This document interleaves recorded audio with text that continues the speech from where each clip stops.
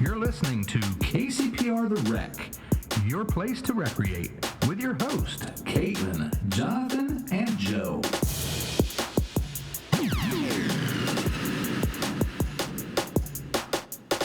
Hey there, and welcome to KCPR the Rec. Today's podcast will include a conversation about sportsmanship, bring you what's on deck for Parks and Rec, introduce a new segment, a word from our director, and of course, give you today's National Day for today.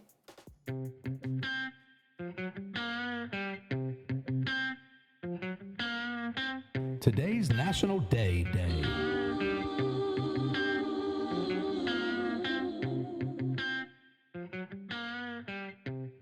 Today's National Day is Personal Trainer Awareness Day. Did you know that, Jonathan? I did. You did?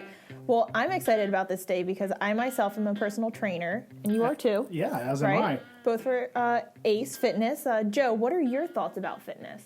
Well, fitness, I'm all about fitting this last piece of pizza in my mouth for Okay. the other day. Nice. All right. Hey, Joe, have you been doing your pushback exercises these holidays? Well, what kind of exercises are those? Well, that's where you push yourself back from the table when you're done. Oh, no, I've been pulling myself a lot closer to the table. Good for you. Good for you. Well, Jonathan, what are your thoughts about fitness? Do you have any tips for our listeners? Yeah, absolutely. I mean, it's the new year, so everyone's thinking about those New Year's resolutions. And, you know, what I find is that people like to say, I'm not going to this, I'm going to cut this out of my life. And rather than trying to get rid of all those bad things, why don't you just start overcrowding your life with really good things? Mm-hmm. So I like to give people a tip. Try to add in at least one good new thing, like, for instance, vegetables. Maybe you don't like them, but try to add in one new serving of vegetables every day if you can. So does putting vegetables on pizza count as adding Absolutely. vegetables into my diet? Yeah, I would. Oh. So pepperoni is a vegetable, right? No. Close, but no. Nope. One of my tips that I like to say is you can't exercise a bad diet. So you want to make sure that you get enough servings of those vegetables on that pizza before, you try working that whole entire pizza off. Gotcha, so like a diet pizza. Sure. About 70% of the way your life is going is made up of your diet. And only 30% of the exercise or the activity that you're doing is what's impacting you. So what Caitlin's saying is, you know, you can go out there and hit the gym real hard, but if you're not focusing on what you're fueling your body with, you can't out-exercise a poor diet. Yeah. You can only do so much. Into the Rec Room. All right, so those of you that have been following us on Facebook and our Instagram, you've been eagerly anticipating what today's first topic is going to be on. And if you guessed sportsmanship, you would be right. Yay. Caitlin, Joe, what do you guys, when you hear sportsmanship, what does it make you think about?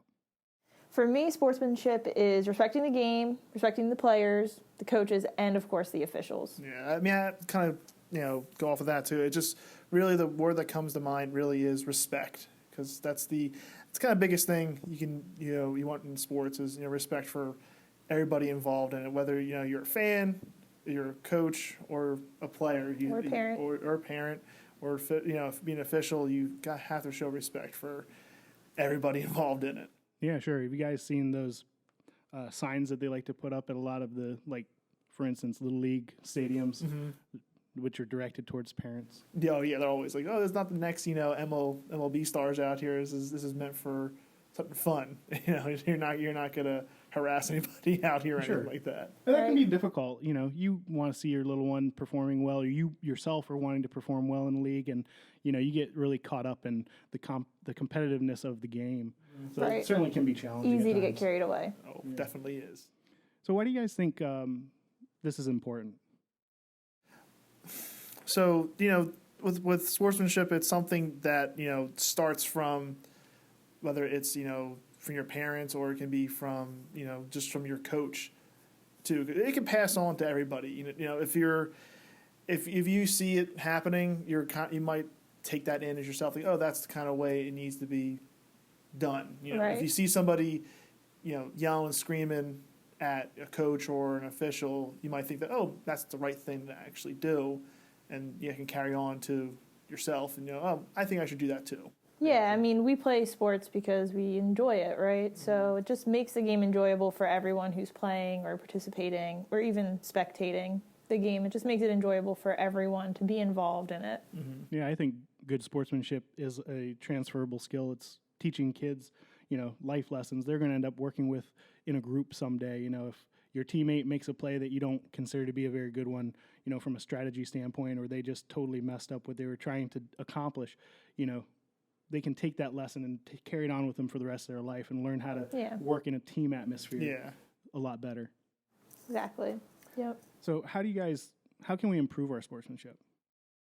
I mean, it starts just, how you play and how you're kind of taught respect for everybody, I mean, I know I'm guilty of being unsportsmanlike to other either other team members, other teams, and maybe even officials, maybe. I actually have a very vivid memory the other day of Joe and I were playing pickleball together, and I went to return a serve and totally biffed it. I just, missed altogether. Mm-hmm. And Joe looked right at me, and I looked at him and I said, "Hey, sorry, dude." And he looked at me and he said, "Dude, no big deal. We'll get the next one." Oh, Joe. Good for you. A little nicer now. That's good. Well, That's good took a little bit of sportsmanship. pressure off of me, Right. and it made me feel a little bit better about being Joe's teammate, Mm-hmm. And I think that, treating other people the way you'd want to be treated is a great way of improving that sportsmanship, Yes.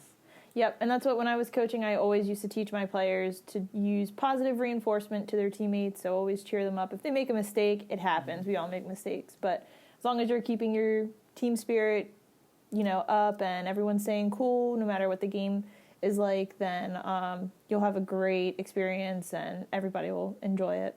And I know one hard thing is times showing respect to even the other team itself too, whether it's the handshake at the end, or even if it's you notice you're playing and someone scores a goal and like, oh wow, that was really awesome. That was pretty good. And even though it's against us, that's still good goal on that one. Even though it's against us, maybe making us lose, but that was a pretty good shot. Oh, yeah. There's nothing wrong with acknowledging it no. and saying to them, "Hey man, well done." That was good. Exactly. Yeah, good And job. of course, ending the game with a handshake, making sure you go to the other team and the officials after the game to let them know, good game. Yeah, because the officials, they're there because they love the sport. Right. Maybe they can't play anymore, or they don't want to, or they want to kind of give their knowledge of the sport to other players that maybe one day they'll be a ref or an official too. So they're not out there trying to make the big bucks out there sometimes, that they just want to be involved in the game somehow or another, and maybe officiating is the route they want to go, and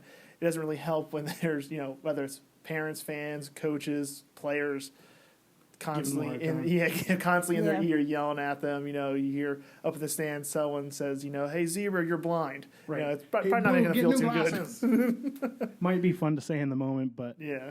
Put yourself in their position. If you were a volunteer coach or you were a volunteer official, you're probably not being that well compensated to the point that you want to be on the receiving end of that. Even if you say something, you might not think whatever. I just said, somebody's, said something mean to somebody, but it might just, you might not think about it, but the official player or coach, they might take that in and kind of, oh man, it kind of hit me pretty deep right there. That kind of hurt me a little bit, thinking, what they said. Right, sure. Right.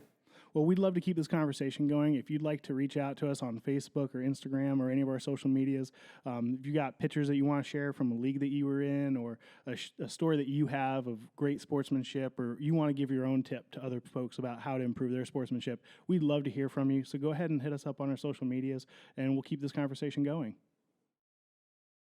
For those of you who don't know, our director, Mr. Jeremy Shepard, is actual Minnesotan.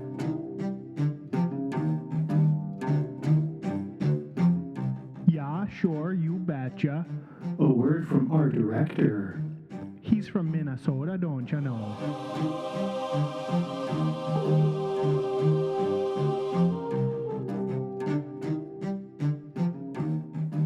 So we asked him to come in and give us a good Minnesotan word. What do you have for us today, Jeremy?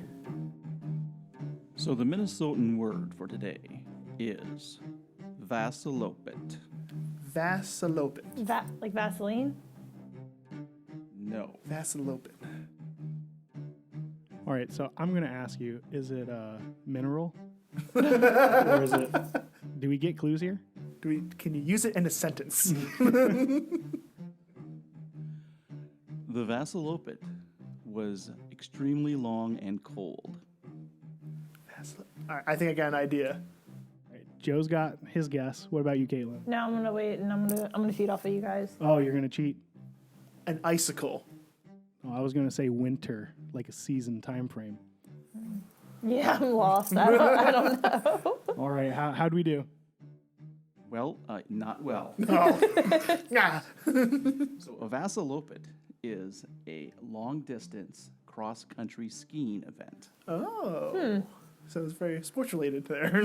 Yes. Well, better luck to us next time, I guess. It's because Soar is an icicle. Next, we have what's on deck for Parks and Rec. We have over 18 fitness classes to help you get moving in the year of 2019. From cross-training to Pilates and yoga, Kent County Parks and Rec has a fitness program to get you moving this new year. If you would rather stay active in more of a team environment and you enjoyed what we were talking about with sportsmanship, you may want to register for one of our upcoming winter leagues. We offer everything from soccer, volleyball, cornhole, lacrosse, and more. These leagues are geared for all ages and start next week. So if you have not registered, go to our website, www.co.kent.de.us/parks-recreation.aspx. Make sure you call us up and try to find out how you can get involved.